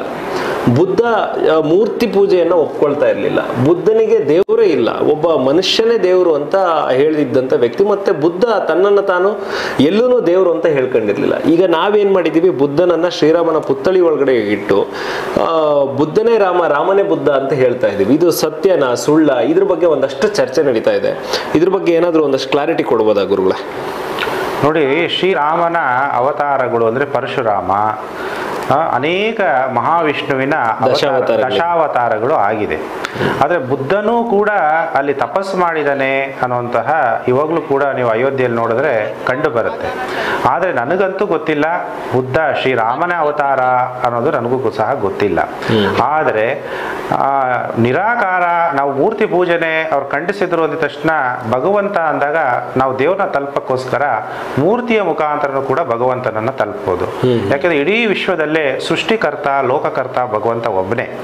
ನಾವು ರಾಮನ ರೂಪದಲ್ಲಿ ಕೆಲವರು ಪ್ರಾರ್ಥನೆ ಮಾಡಿ ಭಗವಂತನ ತಲುಪ್ತಾರೆ, ಕೆಲವರು ಶಿವನ ನೆನಪು ಮಾಡ್ತಾ ಶಿವ ಶಿವ ಅಂತೇಳಿ ಈಶ್ವರನ ತಲುಪ್ತಾರೆ, ಕೆಲವರು ಬೇರೆ ಬೇರೆ ದೇವತೆಗಳನ್ನ ಆರಾಧನೆ ಮಾಡಿದ್ರು ಕೂಡ ಭಗವಂತ ಸೃಷ್ಟಿಕರ್ತ ಒಬ್ಬನೇ. ಅದಕ್ಕೆ ನಾನು ಅವಾಗಲೇ ಹೇಳಿದೆ, ಅಂದ್ರೆ ನಾವು ದೇವ್ರಿಗೇನೆ ನಾವು ಮೂರ್ತವನ್ನು ಇಡಕ್ಕಾಗುತ್ತಾ ಅಂತ. ಅಂದ್ರೆ ನಾವು ದೇವರ ಜೊತೆಗೆ ನಾವು ಯಾಕೆ ವಿಗ್ರಹಗಳನ್ನ ಮಾಡ್ತೀವಿ ಅಂದ್ರೆ, ನಾವು ಈ ಪ್ರಪಂಚದಲ್ಲಿ ಇದ್ದೀವಿ, ನಾವು ಭಗವಂತನ ಶಕ್ತಿ ಗೊತ್ತು ನಮ್ಮ ಆತ್ಮಕ್ಕೆ. ಭಗವಂತ ಅಂದ್ರೆ ಒಬ್ಬ ಶಾಂತಿ ಸಾಗರ, ಸೃಷ್ಟಿಕರ್ತ, ಜ್ಯೋತಿರ್ಲಿಂಗ. ಅದಕ್ಕೆ ನಾವು ಈಶ್ವರನ್ನ ಅಥವಾ ರಾಮನನ್ನ ನಾವು ನೆನಪು ಮಾಡಬೇಕಾದ್ರೆ ನಾವು ಭೂಮಿ ಮೇಲಿದ್ದಾಗ ದೇವ್ರನ್ನ ನಮ್ಮ ಜೊತೆಗೆ ಇಟ್ಕೊಳ್ಳೋಕ್ಕೆ ಒಂದು ಮೂರ್ತಿ ರೂಪದಲ್ಲಿ ದೇವ್ರನ್ನ ಇಟ್ಕೊಂಡು ಬಯಸಿ ಆ ದೇವರ ಕಂಪನಗಳಿಗೆ ನಾವು ಕಂಪಿಸ್ಕೊಳ್ಳೋಕೆ ಇಷ್ಟಪಡ್ತೀವಿ. ಆದರೆ ನೀವು ದೇವ್ರನ್ನ ಯಾವ ರೀತಿಯಿಲ್ಲಾದ್ರೂ ನೆನಪು ಮಾಡ್ಬೋದು. ಯಾವತ್ತೂ ಬುದ್ಧ ಕೂಡ ಹೇಳಿಲ್ಲ ನಾನೇ ದೇವರು ಅಂತ, ಯಾವತ್ತೂ ಕೂಡ ಹೇಳಿಲ್ಲ. ಯಾರು ಕೂಡ ಮನುಷ್ಯ ನಾನೇ ದೇವರು ಅಂತ ಹೇಳ್ಕೊಳ್ಳೋನು ಮಹಾಮೂರ್ಖ. ಯಾಕಂದ್ರೆ ಸೃಷ್ಟಿಕರ್ತ ಲೋಕ ಅವನು ನಿಮಗೆ ಯಾವ ರೀತಿಯಲ್ಲಿ ನೆನಪು ಮಾಡ್ತೀರೋ ಆ ರೀತಿಯಲ್ಲಿ ನಿಮಗೆ ಭಕ್ತರಿಗೆ ಫಲಾನುಫಲವನ್ನು ಕೊಡ್ತಾನೆ. ಯಾವುದೇ ಒಬ್ಬ ದೇವತೆಗಳು ಕೂಡ ನಿಮಗೆ ಏನಾದರೂ ಒಂದು ಫಲ ಕೊಡಬೇಕಾದ್ರೆ ಭಗವಂತನನ್ನ ಕೇಳಿನೇ ಫಲವನ್ನ ಕೊಡಬೇಕಾಗತ್ತೆ ಅಂತ ಭಗವದ್ಗೀತೆಯಲ್ಲಿ ಇದೆ. ಆ ಶ್ಲೋಕ ಯಾವುದು ಅನ್ನೋದು ಕೂಡ ನಾನು ನಿಮಗೆ ಮುಂದಿನ ದಿನಗಳಲ್ಲಿ ತಿಳಿಸ್ಕೊಡ್ತೀನಿ. ಹಾಗೆ ಸೃಷ್ಟಿಕರ್ತ ಲೋಕಕರ್ತ ಭಗವಂತನ ನಮ್ಮ ಜೊತೆಯಲ್ಲಿ ನಾವೆಲ್ಲಿದ್ದೀವೋ ಅಲ್ಲೇ ಅದನ್ನೇ ನಾವು ಒಂದು ಮೂರ್ತಿ ಮಾಡಿಕೊಂಡು ನಮ್ಮಂತೆಯೇ ದೇವರು ಇದ್ದಾನೆ ಅಂತೇಳಿ ನಾವು ಅದನ್ನು ಊಹೆ ಮಾಡಿಕೊಂಡು ಅದರಂತೆಯೇ ನಾವು ಕೆತ್ತನೆಗಳನ್ನು ಶಿಲ್ಪಕಲೆಗಳ ಹತ್ರ ಮಾಡಿಸಿ ಪ್ರಾಣ ಪ್ರತಿಷ್ಠಾಪನೆ ಮಾಡಿ ದೇವ್ರನ್ನ ಸದಾ ನಮ್ಮ ಜೊತೆಯಲ್ಲಿ ಹೃದಯದಲ್ಲಿ ಹನುಮಂತ ನೋಡಿ ಅಂದಿದ ತಕ್ಷಣವೇ ಹನುಮಂತನ ಹೃದಯದಲ್ಲಿ ಶ್ರೀರಾಮ ಕಂಡ. ಹಾಗೆ ನಮ್ಮ ಹೃದಯದಲ್ಲಿ ನಮ್ಮ ಮನಸ್ಸಲ್ಲಿ ನಮ್ಮ ಕಂಪನಗಳಲ್ಲಿ ಯಾವಾಗಲೂ ಕೂಡ ರಾಮ ರಾಮ ಅಂತೇಳಿ ನೀವು ಯಾವ ರೂಪದಲ್ಲಾದರೂ ನೀವು ನೆನಪು ಮಾಡಿ ಭಗವಂತ ಅಂತೂ ಸಂತೃಪ್ತನಾಗಿ ಭಗವಂತನಲ್ಲಿರುವಂಥ ಶಾಂತಿಯನ್ನು ನಮಗೆ ತಲುಪಕ್ಕೆ ಸಾಧ್ಯ ಆಗುತ್ತೆ. ಎಷ್ಟೋ ಜನ ಹೇಳ್ತಾರೆ ಅದು ಎಷ್ಟೋ ಕೋಟಿ ಹಣ ಇದೆ ಆದರೆ ನೆಮ್ಮದಿ ಇಲ್ಲ, ನನಗೆ ಯಾಕೆ ನೆಮ್ಮದಿಯನ್ನು ಕೊಟ್ಟಿಲ್ಲ ಅಂತ ಕೇಳ್ತಾನೆ. ಅವಾಗ ದೇವರು ಹೇಳ್ತಾನೆ, ನೀನು ನೆಮ್ಮದಿಯನ್ನು ಕೊಟ್ಟುಬಿಟ್ರೆ ನೀನೇ ದೇವರಾಗ್ಬಿಡ್ತೀಯಾ, ನನ್ನೆಲ್ಲಿ ಜ್ಞಾಪಿಸ್ಕೊಂತೀಯಾ ಅಂತ. ಅದಕ್ಕೆ ಎಲ್ಲ ಬೇಕಾದಷ್ಟು ಹಣ ಸಂಪತ್ತು ಎಲ್ಲ ಸಂಪಾದನೆ ಮಾಡ್ತಾರೆ, ಅಧಿಕಾರ ಸಂಪಾದನೆ ಮಾಡ್ತಾರೆ, ಆದರೆ ನೆಮ್ಮದಿ ಅನ್ನೋದು ಇರಲ್ಲ. ಅದಕ್ಕೆ ಓಷನ್ ಆಫ್ ಪೀಸ್ ಅಂತೀವಿ ಭಗವಂತನಿಗೆ ಇಂಗ್ಲಿಷಲ್ಲಿ, ಅಂದ್ರೆ ಶಾಂತಿಯ ಸಾಗರ. ಆ ಭಗವಂತನ ನೀವು ನೆನಪು ಮಾಡಿದಷ್ಟು ಅದಕ್ಕೆ ಹೇಳ್ತಾನೆ ದೇವರು, ನಿಮಗೆ ಶಾಂತಿ ಬೇಕು ಅಂದಾಗ ನೀವು ಪ್ರಯತ್ನವನ್ನ ಮಾಡ್ತಾ ಹೋಗು, ಕೊನೆಗೆ ನಿಮಗೆ ಒರಿಜಿನಲ್ ಶಾಂತಿ ಅನ್ನೋದು ಖಂಡಿತ ನಿಮಗೆ ಪ್ರಾಪ್ತಿ ಆಗೇ ಆಗುತ್ತೆ ಅಂತ ದೇವರು ಹೇಳ್ತಾನೆ. ಗುರುಗಳೇ, ಈಗ ರಾಮನ ಪ್ರಾಣ ಪ್ರತಿಷ್ಠಾಪನೆ ನಡೆಯಿತು. ಸಾಮಾನ್ಯವಾಗಿ ಯಾವುದಾದ್ರೂ ಒಂದು ಮಹತ್ತರವಾದ ಐತಿಹಾಸಿಕವಾದ ಕೆಲಸಗಳು ನಡೆದ ನಂತರ ದೇಶದಲ್ಲಿ ಸಾಕಷ್ಟು ಬದಲಾವಣೆಗಳು ನಡೀತವೆ. ಅದು ಆರ್ಥಿಕವಾಗಿ, ಸಾಮಾಜಿಕವಾಗಿ, ರಾಜಕೀಯವಾಗಿ ಎಲ್ಲ ಬದಲಾವಣೆಗಳು ನಡೆಯೋದಕ್ಕೆ ಶುರುವಾಗ್ತವೆ. ಹಾಗೇನೆ ಈಗ ರಾಮನ ಪ್ರಾಣ ಪ್ರತಿಷ್ಠಾಪನೆ, ಅಯೋಧ್ಯೆಯಲ್ಲಿ ರಾಮನ ಪ್ರತಿಷ್ಠಾಪನೆಯ ನಂತರ ಏನೆಲ್ಲ ಬದಲಾವಣೆಗಳನ್ನ ಈ ದೇಶ ನೋಡ್ಬೋದು ಮುಂದಿನ ದಿನಮಾನಗಳಲ್ಲಿ? ತುಂಬಾ ದೇಶದಲ್ಲಿ ಆರ್ಥಿಕತೆ, ಸ್ಟಾಕ್ ಮಾರ್ಕೆಟು ತುಂಬ ಚೆನ್ನಾಗಿ ಇಂಪ್ರೂವ್ಮೆಂಟ್ ಆಗುತ್ತೆ. ಯಾರ್ಯಾರು ಮನಿ ಇನ್ವೆಸ್ಟ್ಮೆಂಟ್ ಮಾಡಬೇಕು ಅಂಥವರೆಲ್ಲನೂ ಕೂಡ ಭಾರತ ದೇಶದ ಆರ್ಥಿಕತೆ ನಿಮಗೆಲ್ಲ ಗೊತ್ತಿದೆ. USA ಆಗಲೇ ಎಲ್ಲ ವಯಸ್ಸಾದವರು ಹೆಚ್ಚಾಗ್ತಾ ಇದ್ದಾರೆ, ಭಾರತ ದೇಶದಲ್ಲಿ ಯುವಕರು ಜಾಸ್ತಿ ಆಗ್ತಿದ್ದಾರೆ. ಯಾರ್ಯಾರು ಇನ್ವೆಸ್ಟ್ಮೆಂಟ್ ಮಾಡಬೇಕು ಲಾಂಗ್ ಟರ್ಮ್ಗೆ ಅವರೆಲ್ಲ ಕೂಡ ಪ್ಲ್ಯಾನ್ ಮಾಡ್ಕೋಬೋದು. ಆರ್ಥಿಕ ಸ್ಥಿತಿ ಭಾರತ ದೇಶದ ರೇಸಲ್ಲಿ ಚೀನಾಗಿಂತನೂ ಕೂಡ ಮುಂದೆ ಹೋಗ್ತಾ ತುಂಬ ಅಭಿವೃದ್ಧಿ ಕಡೆ ಭಾರತ ದೇಶ ಆಗೇ ಆಗುತ್ತೆ. ಯಾಕೆಂದರೆ ನಮಗೆ ಭಾರತ ದೇಶದ ಜಾತಕನೂ ಕೂಡ ಇದೆ. ನಮ್ಮ ಸನಾತನ ಧರ್ಮ ಕೂಡ ಇನ್ನು ಅದು ಸನಾತನ ದೇವಿ ದೇವತಾ ಧರ್ಮ. ಯಾಕಂದರೆ ಭಾರತ ದೇಶ ಅನ್ನುವಂಥದ್ದು ಪವಿತ್ರ ದೇವಿ ದೇವತೆಗಳಿದ್ದಂತಹ ದೇಶ ಇದು ಭಾರತ. ನೀವೆಲ್ಲಿ ನೋಡಿದ್ರು ಕೂಡ ಯಾವುದೇ ದೇಶಕ್ಕೆ ಹೋದರೂ ಇವತ್ತು ಕೂಡ ಅಮೆರಿಕದಲ್ಲಿ ಶ್ರೀರಾಮನ ದೇವಸ್ಥಾನ ಇದೆ, ಅಲ್ಲೆಲ್ಲ ಫ್ಲೆಕ್ಸ್ಗಳು ಹಾಕಿದ್ದಾರೆ. ಅಂದರೆ ಈಗ ನಮ್ಮ ಭಾರತೀಯರಲ್ಲಿ ಹೋಗಿ ಅದೆಲ್ಲ ದೇವಸ್ಥಾನಗಳನ್ನು ಸ್ಥಾಪನೆ ಮಾಡೋಕ್ಕೆ ಶಕ್ತಿ ಕೊಟ್ಟಿರೋನು ಆ ಪರಮಾತ್ಮ. ಅದಕ್ಕೆ USA ನಲ್ಲಿ ಅಟ್ಲಾಂಟಾ, ಫ್ಲೋರಿಡಾ ಅಲ್ಲೆಲ್ಲ ಕೂಡ ಫ್ಲಾಗ್ಗಳನ್ನ ಕಳಿಸ್ತಿದ್ದಾರೆ. ನೋಡಿ ಗುರುಗಳೇ, ಇಲ್ಲೆಲ್ಲ ಕೂಡ ದೇವಸ್ಥಾನಗಳಲ್ಲಿ 24 ಗಂಟೆಗಳು ದೇವಸ್ಥಾನಗಳಲ್ಲೂ ಭಜನೆ, ರಸ್ತೆಗಳಲ್ಲೂ ಕೂಡ ಫ್ಲೆಕ್ಸ್ ಹಾಕಿದ್ದಾರೆ. ಎಲ್ಲ ಕಡೆ ಶ್ರೀರಾಮನ ರೋಮಾಂಚನ ಆಗ್ತಾ ಇದೆ. ಯಾಕೆಂದ್ರೆ ಇದು ಮತ್ತೆ ಆದಿ ಸನಾತನ ಧರ್ಮ ರಿಪೀಟ್ ಆಗಬೇಕು, ಸೈಕಲ್ ಅನ್ನೋದು ಚೇಂಜ್ ಆಗಬೇಕು. ಈಗ ವಿಂಟರ್ ಸೀಸನ್ ಆದಮೇಲೆ ಸಮ್ಮರ್ ಸೀಸನ್, ಹೇಗೆ ಚಳಿಗಾಲದಿಂದ ಬೇಸಿಗೆಗಾಲ, ಬೇಸಿಗೆಕಾಲದಿಂದ ಮಳೆಗಾಲ, ಹಾಗೆ ಇವತ್ತು ಇಡೀ ವಿಶ್ವವನ್ನೇ ಧರ್ಮ ಕ್ರಾಂತಿಯಾಗಿ ಹಿಂದೂ ಧರ್ಮದ ಮತ್ತೆ ದೇವಿ ದೇವತಾ ಧರ್ಮ ಸ್ಥಾಪನೆ ಆಗುವಂತ ಸಮಯ. ಭಗವಂತನನ್ನ ನಂಬೋದು ಜಾಸ್ತಿ, ಪ್ರಾರ್ಥನೆ ಮಾಡೋದು ಭಾರತೀಯರು. ಅದಕ್ಕೆ ಭಾರತ ದೇಶವನ್ನ ಧರ್ಮಕ್ಷೇತ್ರ ಅಂತೀವಿ. ಧರ್ಮ ಯಾಕೆಂದ್ರೆ ಭಾರತ ದೇಶದಲ್ಲಿ ಹೆಜ್ಜೆ ಇಟ್ಟರೆ ಸಾಕು, ಅನೇಕ ಕರ್ಮಗಳು ಕಳೆದೋಗ್ಬಿಡುತ್ತೆ.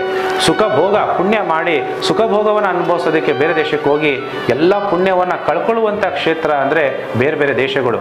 ಇವತ್ತು ಇಡೀ ದೇಶ ಯಾಕಂಗೆ, ಇಡೀ ಪ್ರಪಂಚದಲ್ಲಿ ದೇವರ ನಂಬೋರು ನಮ್ಮ ಭಾರತೀಯರು ಅತಿ ಹೆಚ್ಚು. ಬೇರೆ ಬೇರೆ ಕಡೆ ಕೆಲವು ಧರ್ಮದವರು ಮಾತ್ರ ನೆನಪು ಮಾಡ್ತಾರೆ, ಆದರೆ ಭಗವಂತನಿಗೆ ಭಾರತೀಯರು. ಅದಕ್ಕೆ ಇವತ್ತು ನಮ್ಮ ಭಾರತ ದೇಶದಲ್ಲಿ ಹಣಕಾಸಿನ ಕ್ರಾಂತಿ ಹೆಚ್ಚಾಗುತ್ತೆ. ಸ್ಟಾಕ್ ಮಾರ್ಕೆಟಲ್ಲಿ ಯಾರು ಇನ್ವೆಸ್ಟ್ಮೆಂಟ್ ಮಾಡ್ತಿದ್ದಾರೆ ಅವ್ರಿಗೂ ಕೂಡ ಹಣಕಾಸಿನಲ್ಲಿ ಇಂಪ್ರೂವ್ಮೆಂಟ್ ಆಗುತ್ತೆ. ಫೈನಾನ್ಷಿಯಲ್ ಸೆಕ್ಟರಲ್ಲೂ ಕೂಡ. ಯಾಕೆಂದರೆ ಇವತ್ತು ಲಗ್ನ ಬಂದು ಮೇಷ ಲಗ್ನ, ಅಲ್ಲಿ ಗುರು ಕೂತಿರೋದ್ರಿಂದ ದೈವಿಕ ಸ್ಥಿತಿ ದೇಶದ ಭಾರತ ಅಂದರೆ ಸಾಕು. ನೀವು ಯಾವುದೇ ದೇಶಕ್ಕೆ ಹೋಗಿ ವೀಸಾ ತಗೊಂಡು ಹೋಗಿರ್ತೀರ, ನಾವು ಭಾರತೀಯರು ಅಂದ ತಕ್ಷಣ ಗುರ್ತಿಸ್ತಾರೆ. ನಾವು ಕನ್ನಡಿಗರು ಅಂದ ತಕ್ಷಣ ಇಡೀ ದೇಶ ಗುರ್ತಿಸ್ಬೇಕು, ಹಂಗಾಗಬೇಕು. ನಾವು ಕರ್ನಾಟಕದಲ್ಲಿ ಇರೋವರೆಗೂ ನಾವು ಕನ್ನಡಿಗರು ಅಂತೀವಿ. ಬೇರೆ ಸ್ಟೇಟ್ ಹೋದಾಗ ನಾವೇನು ಅನ್ಕೋತೀವಿ. ಹಾಗೆ ನಾವು ಬೇರೆ ದೇಶಕ್ಕೆ ಹೋದಾಗ ನಾವು ಭಾರತೀಯರು ಅಂದ ತಕ್ಷಣ ಭಾರತದವರ ರಾಮನ ಇದಾಯ್ತಲ್ವಾ ಅಂತಹ ಕೇಳುವ ಮಟ್ಟಿಗೆ ಭಾರತ ದೇಶ ಬೆಳೆಯಬೇಕು. ಯಾಕೆಂದ್ರೆ ಭಾರತ ದೇಶ ಅಂದ್ರೆ ಚಿನ್ನದ ಪಕ್ಷಿ ಆಗಿತ್ತು ಅವತ್ತಿನ ಕಾಲದಲ್ಲೂ ಕೂಡ. ರಾಮ ಅಂದಾಗ ರಾಮ ರಾಜ್ಯ ಬೇಕು ಅಂತ ನಮ್ಮ ಗಾಂಧೀಜಿ ಕೂಡ ಬಯಸ್ತಾ ಇದ್ರು. ಅಂದ್ರೆ ಪ್ರತಿಯೊಬ್ಬ ರಾಮರಾಜ್ಯದಂತೆ ದೇಶ ಇರಬೇಕು ಅಂತ ಗಾಂಧೀಜಿಯವರು. ಹಾಗೆ ಅಂತಹ ರಾಮರಾಜ್ಯ ಕನಸು ನನಸಾಗುವಂತಹ ಸಮಯ, ದೇವಿ ದೇವತೆಗಳು ಮತ್ತೆ ಜನ್ಮ ಪಡೆಯುವಂತಹ ದೇಶ ಭಾರತ ಆಗುತ್ತೆ. ಯಾವಾಗಿದ್ರೂ ಕೂಡ ಹಿಸ್ಟ್ರಿ ರಿಪೀಟ್ಸ್ ಅನ್ನೋದು ಈಗ ಆರಂಭ ಅನ್ನೋದು ಸ್ಟಾರ್ಟ್ ಆಗಿದೆ. ಓಕೆ ಗುರುಗಳೇ, ಈಗ ರಾಮನ ಶಿಲೆಯನ್ನು ನೀವು ನೋಡಿದ್ದೀರಾ. ರಾಮನ ಶಿಲೆಯನ್ನ ತಯಾರು ಮಾಡಿರೋದು ಅಥವಾ ಮೂರ್ತಿಯನ್ನ ಕೆತ್ತನೆ ಮಾಡಿರೋದು ಕೃಷ್ಣ ಶಿಲೆಯಿಂದ. ನಮ್ಮ ಮೈಸೂರು ಜಿಲ್ಲೆ HD ಕೋಟೆ ತಾಲೂಕಿನಿಂದ ದೊರಕದಂತ ಕೃಷ್ಣ ಶಿಲೆಯಿಂದ ಮಾಡಿರೋದು. ಆದ್ರೆ ಶಿಲೆಗಳಲ್ಲೇನೆ ಅದ್ಭುತವಾದ ಶಿಲೆ ಅಥವಾ ದೈವಿಕವಾದಂತ ಶಕ್ತಿಯನ್ನ ಕೊಡುವಂತದ್ದು ಸಾಲಿಗ್ರಾಮ ಶಿಲೆ. ನಿಮಗೆ ಗೊತ್ತಿದೆ ಅದ್ರ ಬಗ್ಗೆ, ಸಾಲಿಗ್ರಾಮ ಶಿಲೆಯ ಪ್ರಭಾವ ಏನು, ಶಕ್ತಿ ಏನು ಅಂತ ಗೊತ್ತು. ಆದ್ರೆ ಸಾಲಿಗ್ರಾಮ ಶಿಲೆಯನ್ನ ಬಿಟ್ಟು ಗಂಡಕಿ ನದಿಯಿಂದ ತರ್ತೀವಿ ಅಂತ ಹೇಳಿದ್ರು. ಸಾಲಿಗ್ರಾಮ ಶಿಲೆಯನ್ನ ಒಂದು 6000 ಟನ್ ದೊಡ್ಡದಿರೋಂಥ ಸಾಲಿಗ್ರಾಮ ಶಿಲೆಯನ್ನು ತಂದ್ರು. ಆದ್ರೆ ಅದನ್ನ ಬಿಟ್ಟು ಕೃಷ್ಣ ಶಿಲೆಯಲ್ಲಿ ನಮ್ಮ ಈ ಒಂದು ಬಾಲರಾಮನ ವಿಗ್ರಹವನ್ನ ಕೆತ್ತನೆ ಮಾಡ್ತಾರೆ. ಕಾರಣ ಏನಿರ್ಬೋದು? ಯಾಕೆ ಅಂದ್ರೆ ನಾನು ಇವತ್ತಿನ ದಿನ ಯಾವುದೇ ನೆಗೆಟಿವ್ ಮಾತಾಡಕ್ಕೆ ಇಷ್ಟಪಡಲ್ಲ. ಇವತ್ತಿನ ದಿನ ಬಹಳ, ಯಾಕಂದ್ರೆ ಮುಹೂರ್ತದಲ್ಲೂ ಕೂಡ ನಾನು ಹೇಳಿದೆ ಕೆಲವೆಲ್ಲ ತಪ್ಪುಗಳಿರುತ್ತೆ. ಎಲ್ಲಾ ಧರ್ಮದಲ್ಲೂ ಏನಾದ್ರೂ ಒಂದು ಇದ್ದೇ ಇರುತ್ತೆ. ಅದನ್ನ ನಾವು ಅದರಲ್ಲಿ ಹಾಲಲ್ಲಿ ಒಂದು ಏನಂತಾರೆ ಕಲ್ಲು ಹುಡ್ಕಕ್ ಹೋಗೋದು, ಅದರ ಚಿಕ್ಕ ಪುಟ್ಟ ತಪ್ಪುಗಳನ್ನ ನಾವು ನೋಡೋದೇ ಬೇಕಾಗಿಲ್ಲ. ಯಾಕೆಂದ್ರೆ ನಾವು ದೇವ್ರನ್ನ ಪ್ರತಿಷ್ಠಾಪನೆ ಮಾಡಿದಾಗ ನೀವು ಯಾವ ರೀತಿಯಲ್ಲಾದ್ರೂ ಒಂದು ಕಲ್ಲಿದ್ದಾಗ ಅದಕ್ಕೆ ಏನು ಬೆಲೆ ಇಲ್ಲ. ಅದನ್ನ ಒಂದು ಮೂರ್ತಿ ಅಂತ ಮಾಡಿ ಪ್ರಾಣ ಪ್ರತಿಷ್ಠಾಪನೆ ಮಾಡಿದಾಗ ಭಗವಂತನ ನಿಮ್ಗೆ ಒಳ್ಳೇದು ಮಾಡಬೇಕು ಅಂತಿದ್ರೆ ನೀವು ಯಾವುದೇ ಮೂರ್ತಿಯಲ್ಲಿ ಮಾಡಿದ್ರು ಕೂಡ ಶಕ್ತಿ ಕೊಡ್ತಾನೆ. ನೀವ್ ಹೇಳಿದ ಒಳ್ಳೇದು ಆ ಕಲ್ಲಲ್ಲಿ ಮಾಡಿದ್ರೆ ಇನ್ನೂ ಉತ್ತಮವಾಗಿರ್ತಿತ್ತು. ಆದ್ರೆ ಅದನ್ನೆಲ್ಲ ನಾವೀಗ ಮಾತಾಡಕ್ಕೆ ಇಷ್ಟಪಡಲ್ಲ. ಆಯ್ತು ಗುರುಗಳೇ, ಈಗ ಪ್ರಾಣ ಪ್ರತಿಷ್ಠಾಪನೆಯ ಪ್ರಕ್ರಿಯೆ ಹೇಗಿರುತ್ತೆ? ಪ್ರಾಣ ಪ್ರತಿಷ್ಠಾಪನೆ ಯಾವ ತರ ನಡೆಯುತ್ತೆ, ಅದ್ರ ಪ್ರಕ್ರಿಯೆ ಹೇಗಿರುತ್ತೆ? ಪ್ರಾಣ ಪ್ರತಿಷ್ಠಾಪನೆ ಅಂದ್ರೆ ಎಲ್ಲರಿಗೂ ಏನ್ ಅನ್ಸುತ್ತೆ ಅಂದ್ರೆ ಈಗ ಹೇಗ್ ಜೀವ ತುಂಬ್ತಾರೆ, ದೇವರಿಗೆ ಶಕ್ತಿ ಹೇಗ್ ಬರುತ್ತೆ, ಈ ತರದೆಲ್ಲ ಇರುತ್ತೆ, ಒಂದಷ್ಟು ಕುತೂಹಲ ಇರುತ್ತೆ. ಹಾಗಾಗಿ ಪ್ರಾಣ ಪ್ರತಿಷ್ಠಾಪನೆಯ ಪ್ರಕ್ರಿಯೆ ಹೇಗಿರುತ್ತೆ ಅಂತ ತಿಳಿಸ್ಕೊಡ್ಬೋದಾ? ಅದು ನೋಡಿ, ಈಗ ನಾವು ದೇವ್ರನ್ನ ಯಾವುದೇ ಒಂದು ದೇವಸ್ಥಾನಗಳಲ್ಲಿ ನೀವೆಲ್ಲ ಹಳ್ಳಿಗಳಲ್ಲೂ ನೋಡ್ತೀರಾ, ಅಥವಾ ಕೆಲವು ದೇವಸ್ಥಾನಗಳನ್ನ ಕಟ್ತಾರೆ, ಮೂರ್ತಿ ಮಾಡ್ತಾರೆ. ಮೂರ್ತಿ ಮಾಡಿದ ಮೇಲೆ ಪ್ರಾಣ ಪ್ರತಿಷ್ಠಾಪನೆಯನ್ನ ನೀವು ಮನೆಗಳಲ್ಲೂ ಗಣೇಶನ ಪೂಜೆ ಮಾಡ್ತೀರಾ, ಪ್ರಾಣ ಪ್ರತಿಷ್ಠಾಪನೆಯನ್ನ ಮಾಡ್ತೀವಿ. ಆಮೇಲೆ ಮತ್ತೆ ವಿಸರ್ಜನೆಯನ್ನು ಕೂಡ ಮಾಡ್ತೀರಾ. ಅಂದ್ರೆ ನಾವೇ ಸ್ಥಾಪನೆ ಮಾಡಿರುವಂತಹ ವಿಗ್ರಹಕ್ಕೆ ಶಕ್ತಿಯನ್ನು ತುಂಬ್ತೀವಿ. ನೀವು ಯಾವುದೇ ದೇವಸ್ಥಾನಕ್ಕೆ ಹೋಗಿದ ತಕ್ಷಣ ಹಿಂದೆ ಗ್ಲಾಸ್ ಹಾಕಿರ್ತಾರೆ. ಯಾಕೆಂದರೆ ನಾವು ವಿಗ್ರಹಗಳನ್ನು ನೋಡಿದಾಗ ನಮ್ಮೆಲ್ಲ ನೆಗೆಟಿವ್ ಎನರ್ಜಿ ಅಲ್ಲಿ ತಗುಲ್ಬಾರ್ದು, ಹಿಂದೆ ಅದು ವಾಸ್ತುಶಾಸ್ತ್ರ ಆಗುತ್ತೆ. ಆ ಕನ್ನಡಿ ಏನಾಗುತ್ತೆ, ಅದು ರಿಫ್ಲೆಕ್ಷನ್ನು ನೋಡಿ. ಯಾರ್ಯಾರು ಲಂಬಾಣೀಸ್ ಇದ್ರು ಅವರೆಲ್ಲ ಹೆಣ್ಮಕ್ಳು ಅವ್ರ ಬಟ್ಟೆಗಳು ಹಾಕೊಂತ ಇದ್ದಿದ್ದು ಎಲ್ಲ ಕಡೆ ಗ್ಲಾಸ್ ಇರ್ತಿತ್ತು. ಯಾಕೆ ಅಂದರೆ ಆಗಿನ ಕಾಲದಲ್ಲಿ ಮುಸ್ಲಿಮರ ಪ್ರಭಾವ ದೇಶದಲ್ಲಿ ಅತಿ ಹೆಚ್ಚಾಗಿತ್ತು. ಹಿಂದೂ ಧರ್ಮವನ್ನು ತುಳಿದು ಬೇರೆ ಅನೇಕ ಮುಸ್ಲಿಂ ದೇಶ ಆಡಳಿತವನ್ನು ನಡೆಸ್ತಾ ಬರ್ತಾ ಇದ್ರು. ಆ ಸಮಯದಲ್ಲಿ ತಮ್ಮನ್ನು ತಾವು ರಕ್ಷಣೆ ಮಾಡ್ಕೊಳ್ಳೋಕ್ಕೋಸ್ಕರ ಆಗಿನ ಜನಾಂಗ ಅಂದರೆ ಅವರೆಲ್ಲ ಏನು ಮಾಡ್ತಾಯಿದ್ರು, ಬಟ್ಟೆಗಳಲ್ಲಿ ಗ್ಲಾಸ್ ಹಾಕ್ತಿದ್ರು. ಹಾಗೆ ಇದು ದೇವರ ವಿಗ್ರಹವನ್ನು ಅಂದರೆ ಅದಕ್ಕೆ ಒಂದು ವಾಸ್ತು ಪ್ರಕ್ರಿಯೆ ಇರುತ್ತೆ. ಅದನ್ನೆಲ್ಲ ಅದಕ್ಕೆ ಹೇಗೆ ಜೀವ ತುಂಬ್ತಾರೆ, ಅದು ಸಿಂಪಲ್ ಆಗು ಕೂಡ ಅದಕ್ಕೆ ಯಾಕಂದರೆ ಅದಕ್ಕೊಂದು ಶಕ್ತಿ ಬೇಕು. ಆ ಶಕ್ತಿಯನ್ನು ಷೋಡೋಪಚಾರ ಪೂಜೆಗಳನ್ನ ಮಾಡಿ ಅದಕ್ಕೆ ಶಕ್ತಿಯನ್ನು ಆ ವಿಗ್ರಹಕ್ಕೆ ತುಂಬಿ ನಾವು ಅಲ್ಲಿ ಹೋಗಿದ ತಕ್ಷಣವೇ, ರಾಮನ ನೋಡಿದ ತಕ್ಷಣವೇ ನಾವೆಲ್ಲ ಕಷ್ಟಗಳು ಕಳೆಯುವಂತೆಯೇ ಅದು ಶಿಲ್ಪಿಗಳು, ಯಾಕೆಂದರೆ ಅದು ವಾಸ್ತು ಶಿಲ್ಪದಲ್ಲಿ ಬರುತ್ತೆ. ಅದು ದೊಡ್ಡ ವಿಚಾರ. ಇವಾಗ ಇಷ್ಟು ನೀವು ವೀಕ್ಷಕರು ತಿಳ್ಕೊಂಡ್ರೆ ಸಾಕು.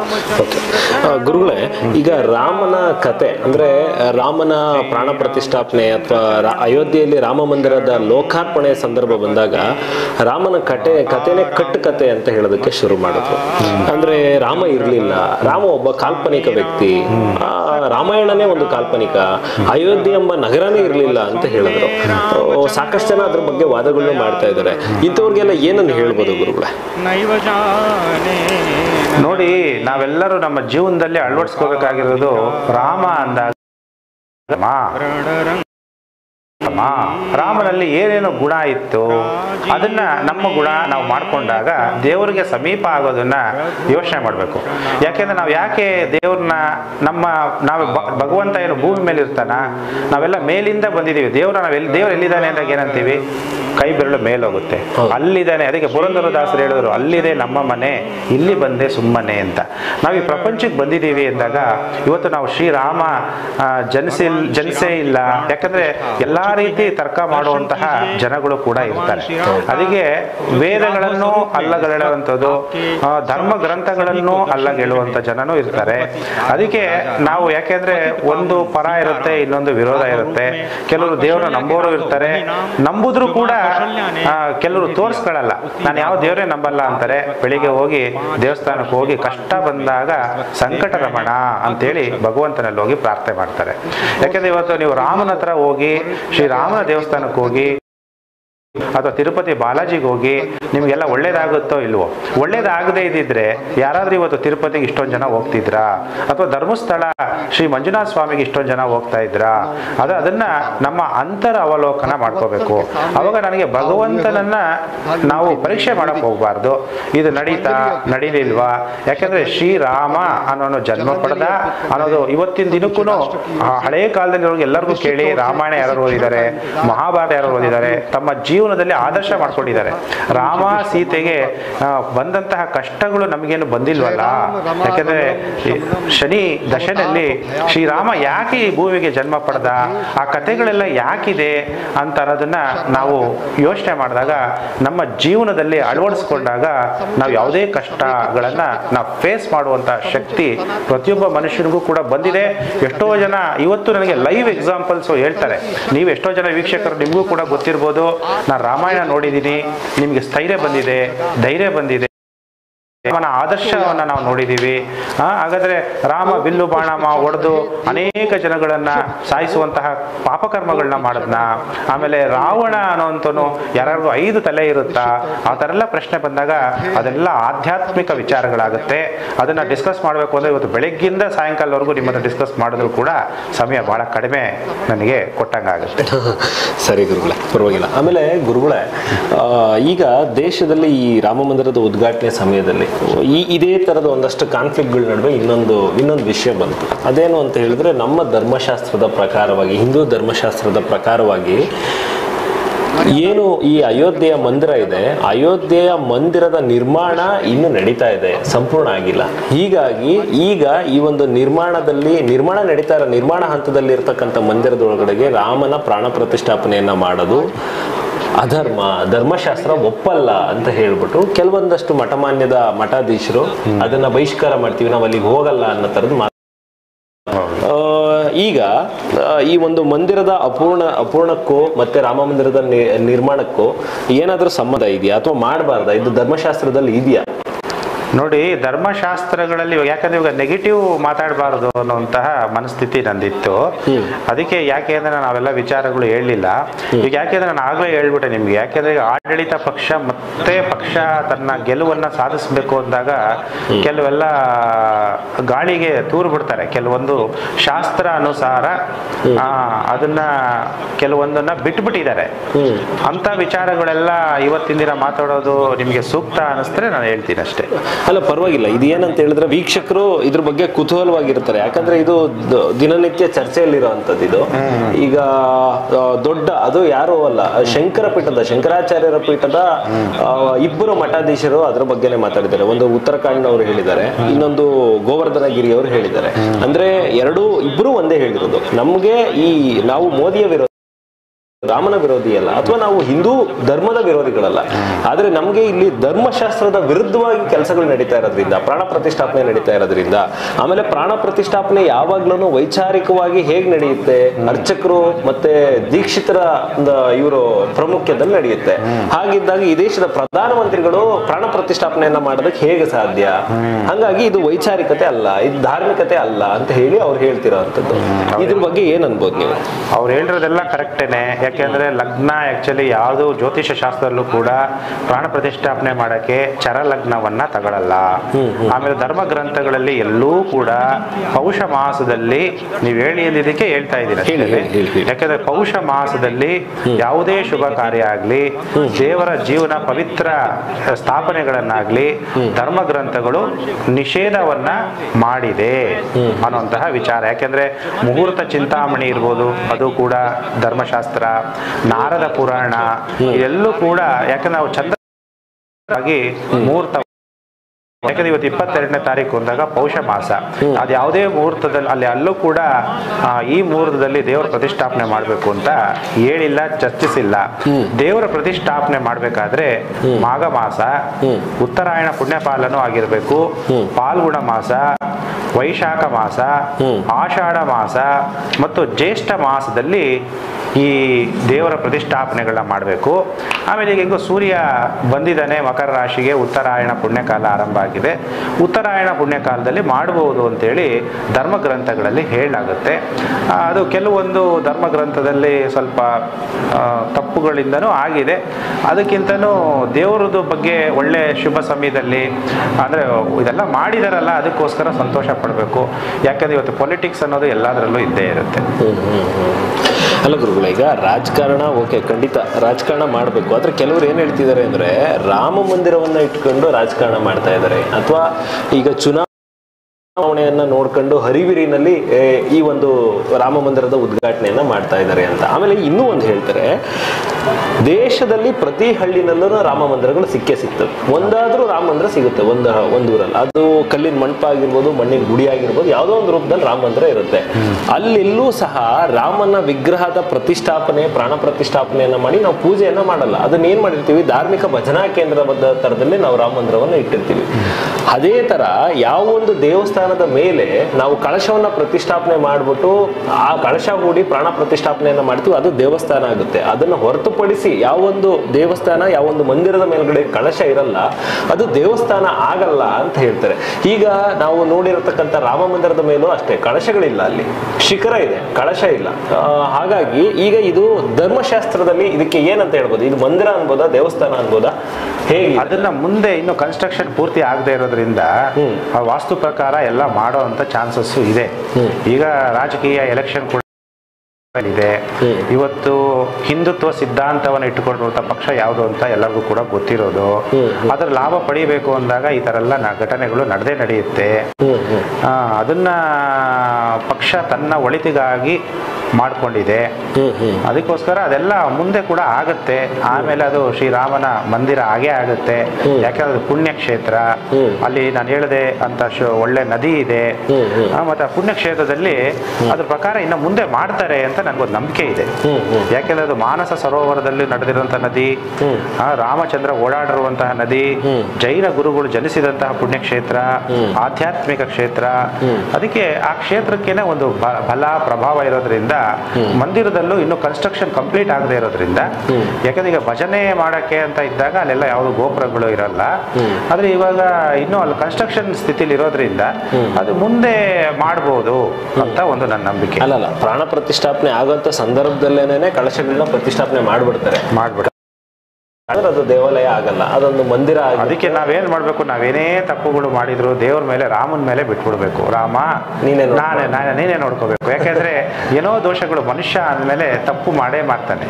ಆದ್ರೆ ನಾವು ದೇವ್ರನ್ನ ಪ್ರೀತಿಸ್ಬೇಕಾದ್ರೆ ನಾವು ಎಷ್ಟು ಆತ್ಮ ಸಾಕ್ಷಿಯಾಗಿ, ಇವತ್ತು ನಾವು ಇಡೀ ವಿಶ್ವದಲ್ಲಿ ನಾವೆಲ್ಲೇ ಹೋಗ್ಲಿ, ಸಂಚಾರ ಮಾಡ್ಲಿ, ವರ್ಲ್ಡ್ ಟೂರ್ ಮಾಡ್ತೀವಿ, ಅಲ್ಲಿ ಹೋಗ್ತೀವಾಗ ಮನಸ್ಸಿಗೆ ಒಂದು ಖುಷಿ ಸಿಗುತ್ತೆ, ಸಂತೋಷ ಸಿಗುತ್ತೆ. ಶ್ರೀರಾಮನ ದರ್ಶನ ಮತ್ತೆ ಈ ಅಯೋಧ್ಯೆಗೆ ಹೋದಾಗ ಆತ್ಮ ತೃಪ್ತಿ ಇರೋದು ಪ್ರತಿಯೊಬ್ಬರಿಗೂ ಕೂಡ ಹಾಗೆ ಆಗುತ್ತೆ.